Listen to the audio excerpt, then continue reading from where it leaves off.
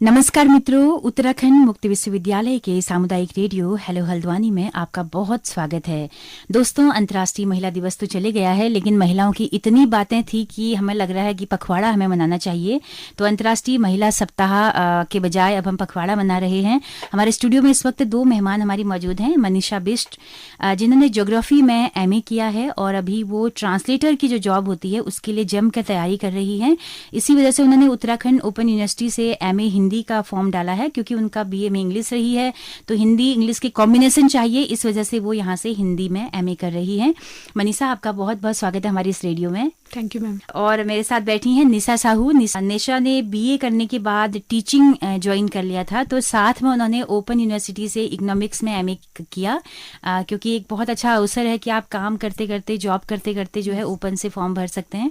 तो उन्होंने इसका लाभ लिया। तो अभी वो पढ़ाती है न्यू बाल संसार पब्लिक स्कूल में। पिछले 7 सालों से पढ़ा रही है। निशा, आपका भी बहुत बहुत स्वागत है हमारे रेडियो में। Thank you ma'am. जी, अंतर्राष्ट्रीय महिला दिवस आप लोगों ने नाम सुना है? Yes ma'am. क्या लगता है आपको, क्यों मनाया जाता है इस दिवस को? आप दोनों में से जो बताना चाहें। मनीषा, आप बताइए।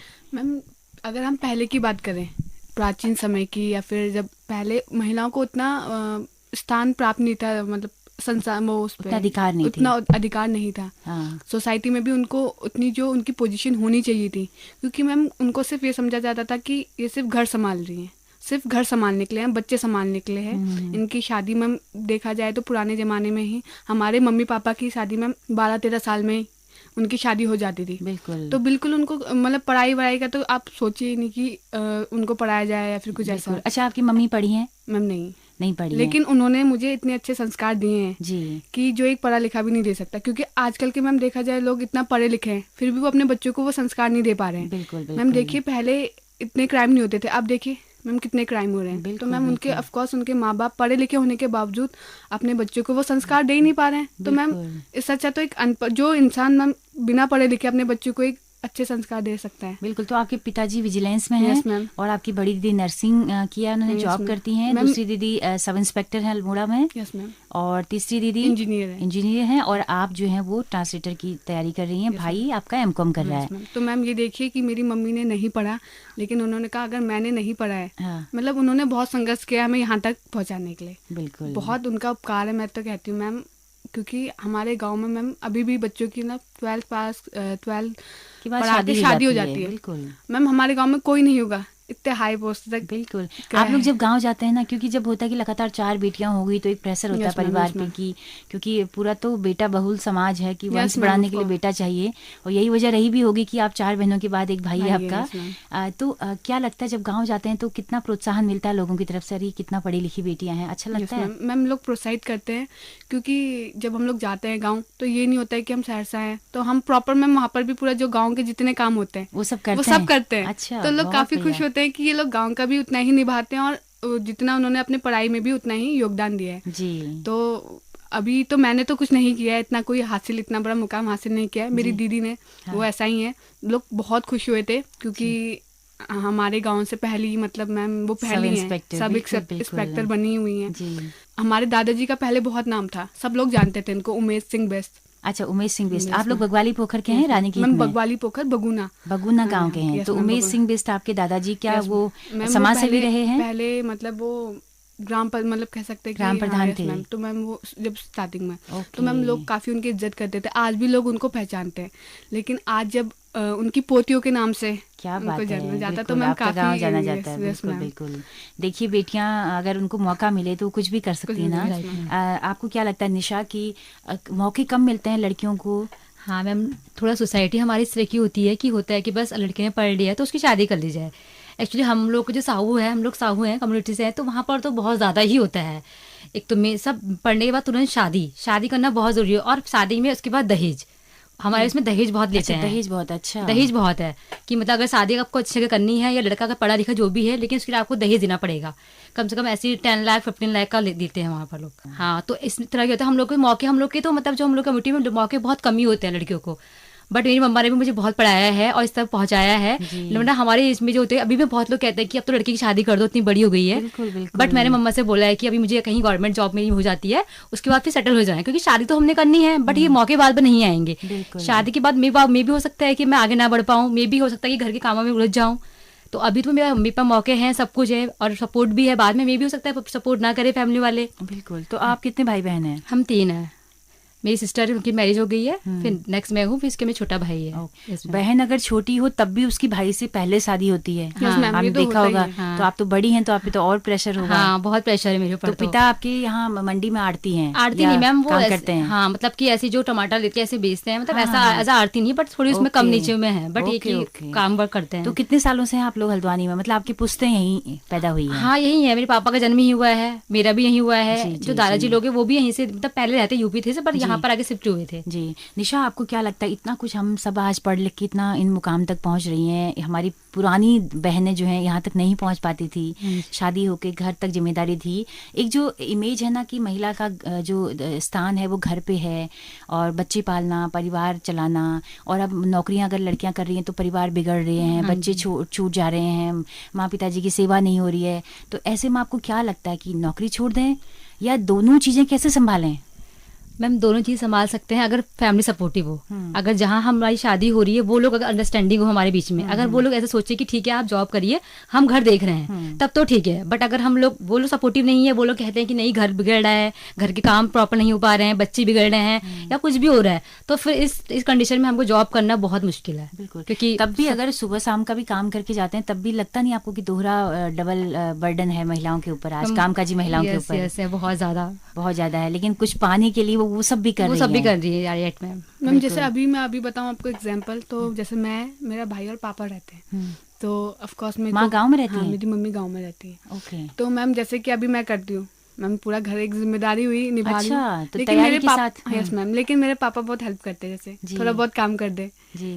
तो मैम जब मेरे पापा हेल्प कर सकते हैं तो कल के दिन जिस घर में मैं जाऊँ मैम, चाहे जो भी हो, तो मैम थोड़ी बहुत हेल्प से हो जाता है काम। देखो वही दिक्कत है ना कि बेटियों की तो हेल्प कर ले रहे हैं, अगर तुम्हारी मम्मा यहाँ होती तब पापा नहीं करते काम।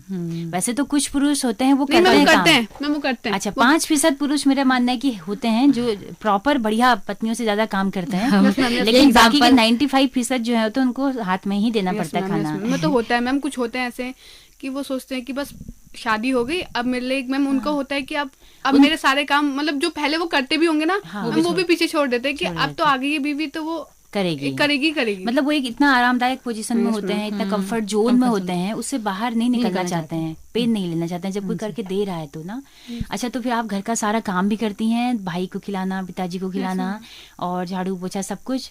माँ आपकी गाँव में रहती हैं, आपने वहाँ खेती बाड़ी की होगी? यस मैम, वो करती है। तो इतना सब करने के बाद तैयारी के लिए टाइम मिलता है? मैम हो जाता है ऐसा। मैम इतना नहीं होता है जितना लोगों को लगता है कि बहुत काम है। मैम अगर मैनेजमेंट से किया जाए तो आराम से हो जाता है। बिल्कुल, थोड़ा बच्चों के साथ ज्यादा काम बढ़ जाता है। हाँ, आप लोग सब सीनियर हैं, थोड़ा थोड़ा अपना कपड़े धो लिए, अपना कर लो, तो फिर काम कम हो जाता होगा। तो आपको लगता है कि आप अच्छी तैयारी कर रही हैं और जल्दी से एग्जाम निकाल लेंगी? मैम तैयारी, आपके ऊपर प्रेशर भी होगा क्योंकि दीदियां भी सब जॉब में हैं, तो आप छोटी हैं, आपसे अपेक्षाएं भी होंगी।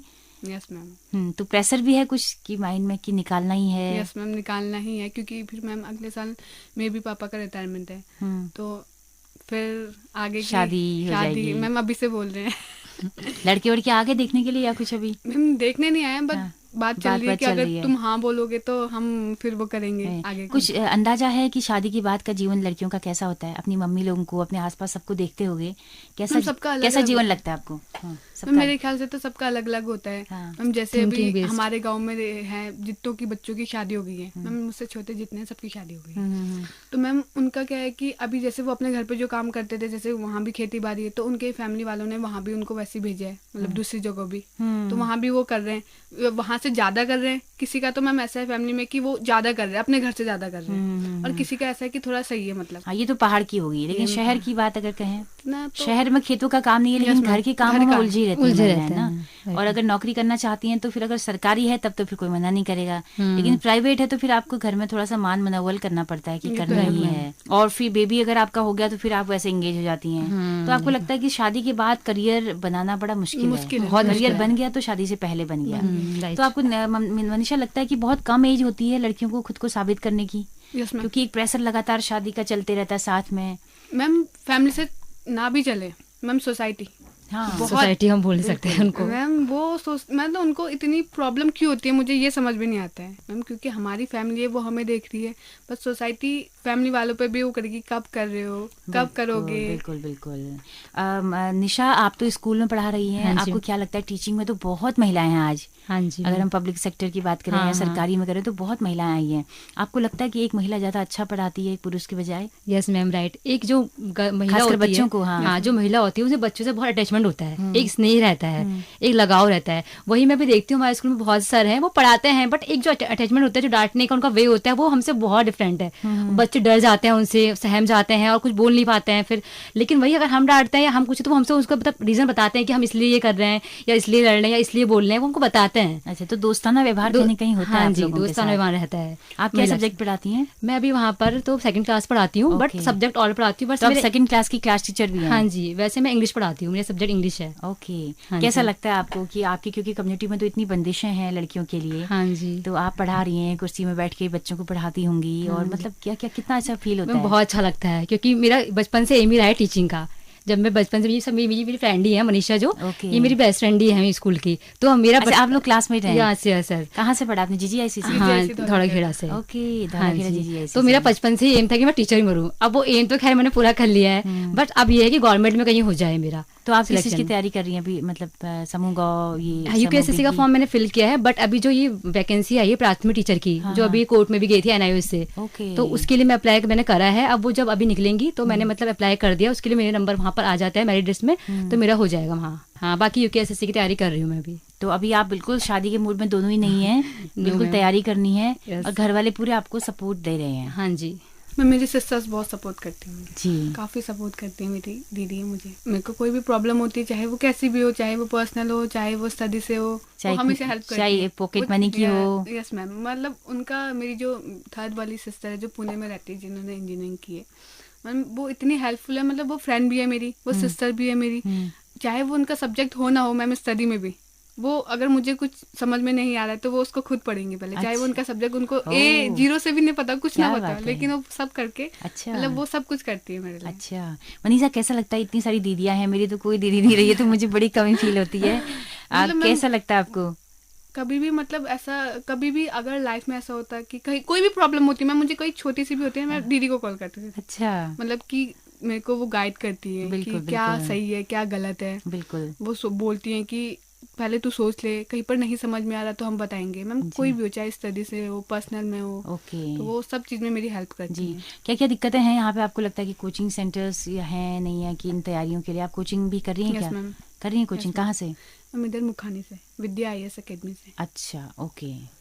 तो आप लोग क्या कहना चाहेंगे चलते चलते हल्द्वानी की तमाम हमारी महिलाओं को, अपनी फ्रेंड्स को? कोई मैसेज आपका हो रेडियो की तरफ से? अपने अपने दोस्तों को एक मैसेज दीजिए। आपके बहुत सारे क्लासमेट्स होंगे Yes, जो इस ma'am। कार्यक्रम को सुनेंगी, धौलाखेड़ा की हाँ जी। या और भी। मैम मैं तो यही सोच, मैम जैसे बोलते हैं, ऐसा कहते हैं कि हिंदी मीडियम के बच्चे कुछ नहीं कर पाते। हाँ बिल्कुल, बहुत मैं होता वही है कह मैम, रही ये थी। लोगों के मन में मेंटालिटी है बिल्कुल। कि कुछ नहीं कर सकते। मैम बहुत कुछ कर सकते हैं, और बहुत कुछ कर चुके हैं हम लोग। यस मैम, क्या लड़कियां बात अगर है, लड़कियों क्या को मैम बात है। कहीं भी पढ़ाया जाए, मैम वो बहुत कुछ कर सकते हैं अगर उनको मौका मौके दिया दिए जाए। जाए। बस उनको मौका दीजिए मैम। शादी तो वो खुद भी कर सकती हैं, अपने पैरों पे खड़ी हो जाए एक बार। हाँ। तो मैम उनको बोझ ना समझिए, ये है मैम मेन की। और उनको आगे बढ़ने दीजिए, और उनको बहुत सी अपॉर्चुनिटी दीजिए। क्या बात है, क्या बात है। क्योंकि हल्द्वानी में तो पूरी तरह से कॉन्वेंट का दबदबा है, Yes, बोलबाला ma'am, yes, है, ma'am, yes, ma'am। तो बड़ी मुश्किल से धौलाखेड़ा या जीजीआईसी की लड़कियां मिल पाती हैं भाई हमें तो ना।